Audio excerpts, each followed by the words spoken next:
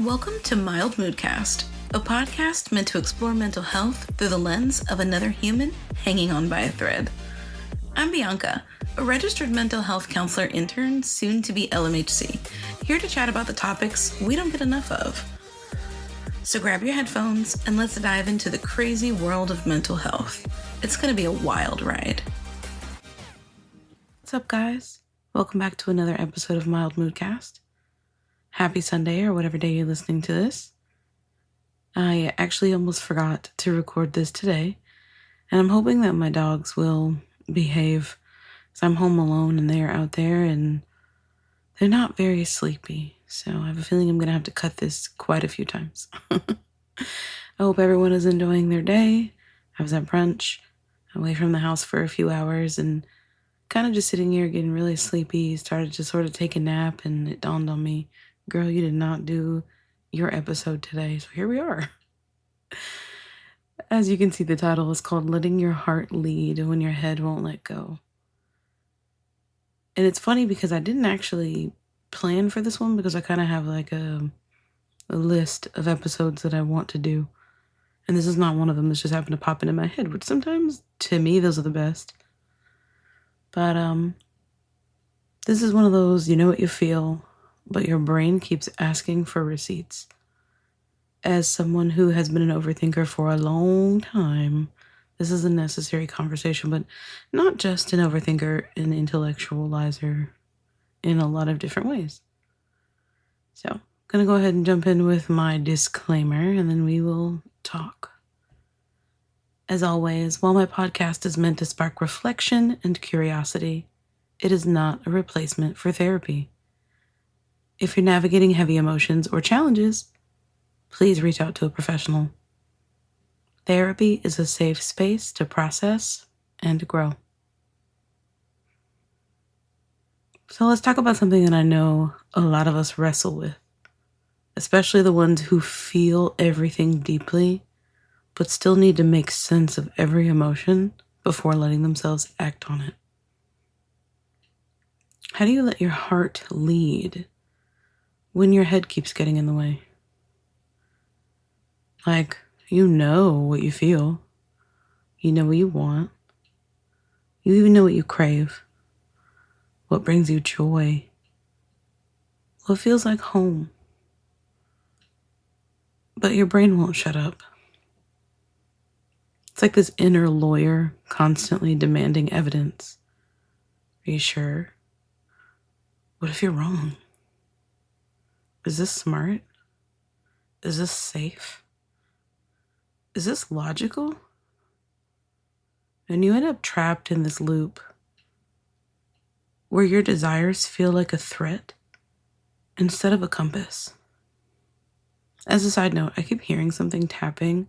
So if it happens to be in this, I'm not even going to try to go out of my way to edit it out. I feel like it's probably the dogs out there. So sorry if this one's a little extra noisy, but I warned you. They're kind of crazy. But anyway, I want to start with compassion. If your head is always loud, if you overthink to the point of exhaustion, please know it makes sense. A lot of us grew up learning that our feelings weren't trustworthy. Maybe your emotions were dismissed.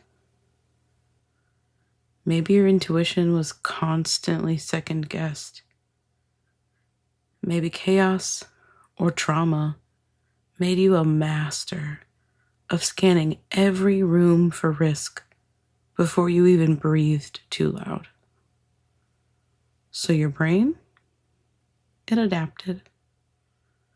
It became the protector. It became a planner.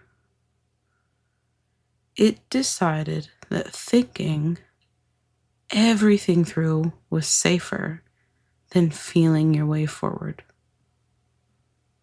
But here's the truth. Protection is not the same as peace.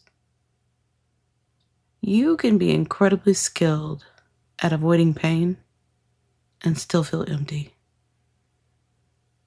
You can make all the smart choices, smart in air quotes, and still feel completely disconnected from your own life. So let's talk about what the heart knows. Your heart doesn't need proof. It needs permission. Think about it for a second. It knows what makes you light up. It knows what softens you, cracks you open, fills you with life. And the heart doesn't speak in bullet points or backup plans. It whispers. It tugs. It knows through sensation, not spreadsheets. Sometimes the bravest thing you can do isn't to figure something out. It's to feel your way into it. And I know you might have thought to yourself, I can't do that. I can't feel my way into something because maybe that feels reckless. Leading with your heart doesn't mean being reckless. It means being real. It means acknowledging the ache, honoring the pull, following the softness instead of silencing it.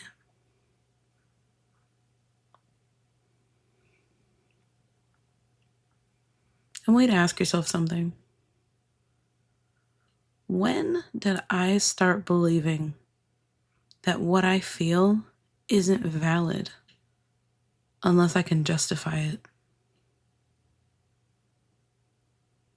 When did you start needing your feelings to come with a PowerPoint presentation and a bibliography? Sometimes we know we love someone. Sometimes we know we need to leave. Sometimes we know a place or a job or a version of ourselves no longer fits. But instead of acting on that knowing, we stall. We rationalize. Because if we can't prove it's the right decision, we're terrified we'll regret it. But baby, you're not a math problem. You're a person. And people are meant to feel, not just calculate. And you know, it's funny because if you think about it, your body is going to feel whether you like it or not. While you try to wrestle with the should I, the what will happen if, the I don't think that this might be a good idea, it's all sitting in your chest. It's sitting in your mind. You keep trying to push it to the back. It's forever slipping its way to the front. Ignoring it and trying to rationalize something isn't going to help you get any closer to the answer you're seeking. You'll notice that you judge yourself. Why can't I just do this thing? And it's kind of one of those moments where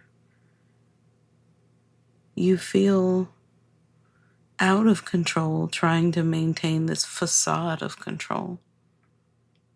If I just hang on, if I don't slip up, if I don't say these things, what truly happens? Longing. Your head is really loud. And you still get further and further away from knowing what it looks like when the heart leads.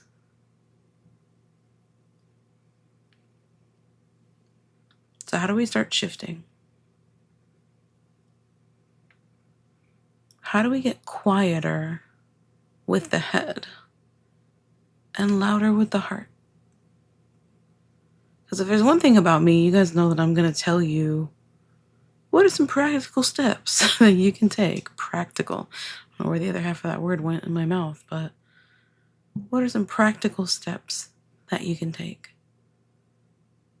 And something I will often say is start small. Start with little questions. What do I want to eat right now? And that might sound silly, but looking at other times in your life where you have trusted yourself to make a decision. What outfit feels like me today? Do I want to rest? Or am I avoiding something? These are invitations back into your body. Your brain makes plans. Your heart makes choices.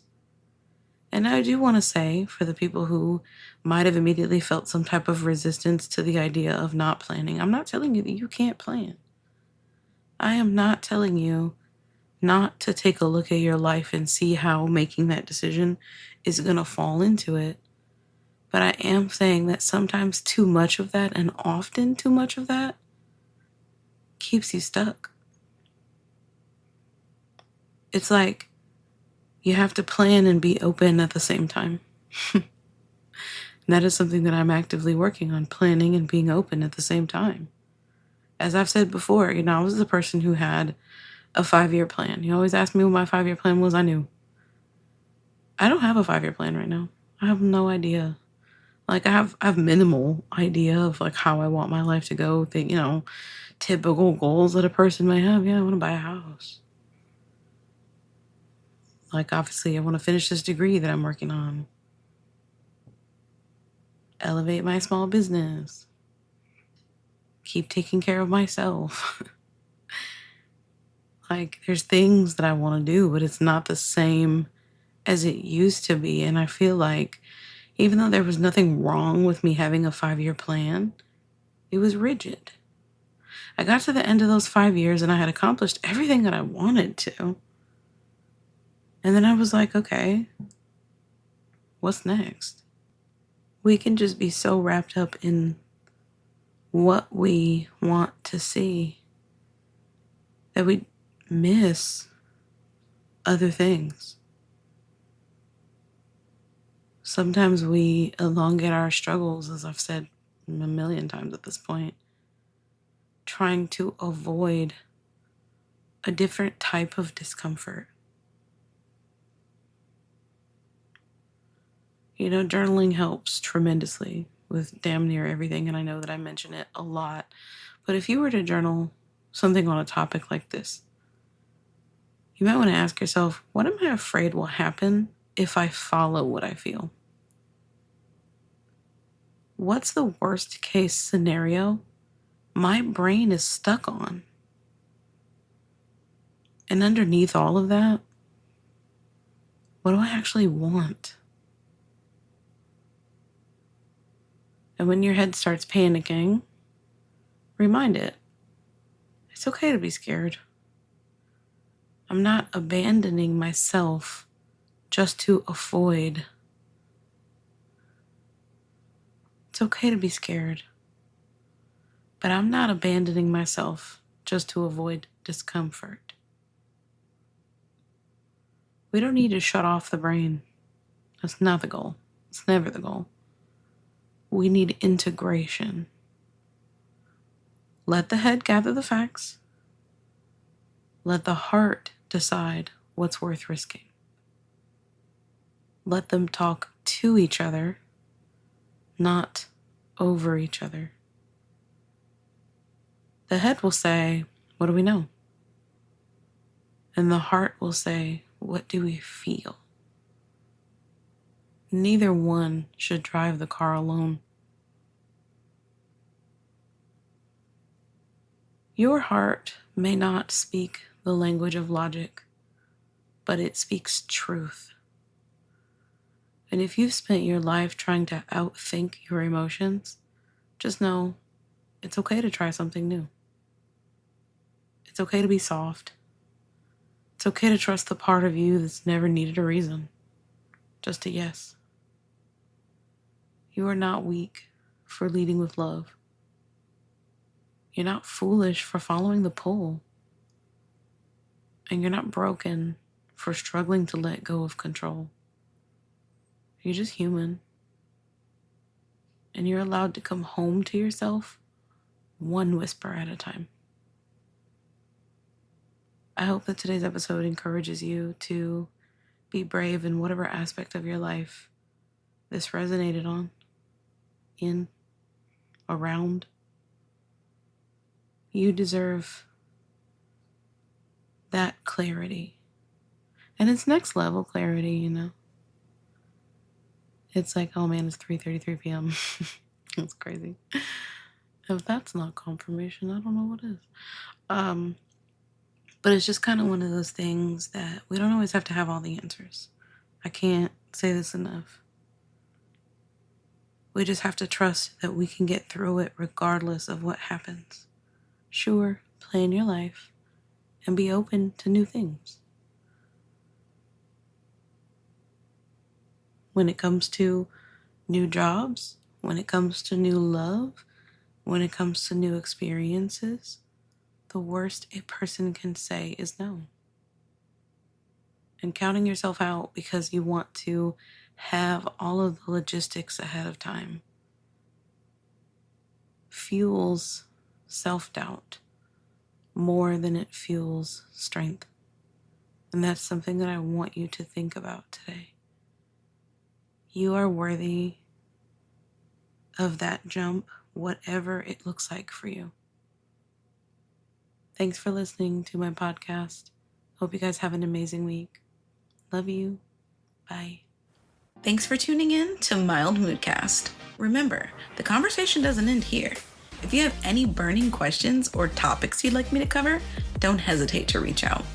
You can find me on YouTube at Mild Moodcast and Instagram at Mild Mood Therapy. Let's keep the conversation going and continue to explore the wonderful world of mental health together.